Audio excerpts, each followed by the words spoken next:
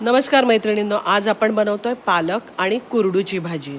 ही कुरडू ही रानभाजी आहे। चला तर मग आपण आमच्या गार्डनमधून ताजा पालक आणि कुरडूची भाजी खुडून घेऊया। किती छान वाटतं ना, आपल्या स्वतःच्या बागेतलंच भाज्या या पालेभाज्या आपण स्वतः खुडून त्याच्यातून भाज्या तयार करायच्या। कोथिंबीरसुद्धा आलेली आहे बघा, किती छान ताजी ताजी कोथिंबीर। पालक आणि कुरडूची भाजी आपण स्वच्छ निवडून आणि धुवून घेऊया। एका पातेल्यामध्ये तेल तापूया, त्याच्यात थोडासा लसूण ठेचून घालूया आणि हिरव्या मिरचीचे तुकडे घालूया। त्यामध्ये बारीक चिरलेला कांदा घालून छान परतून घेऊया। कांदा गुलाबी रंगापर्यंत येईपर्यंत परतूया आणि त्याच्यानंतर ही कुरडू आणि पालक बारीक चिरून घातलेली आहे ती आपण याच्यामध्ये घालूया आणि पुन्हा एकदा चांगली मिक्स करून घेऊया।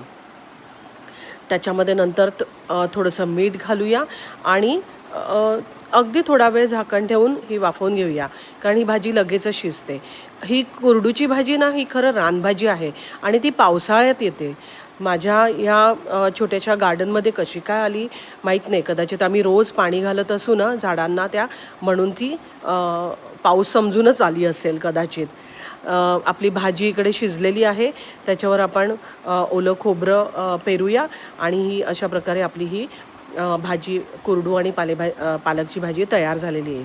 ही भाजी तुम्ही चपाती भाकरीसोबत खाऊ शकता। अशा छान छान सोप्या रेसिपी बघण्यासाठी तुम्ही माझ्या चॅनलला नक्की फॉलो सबस्क्राईब करा। बाय।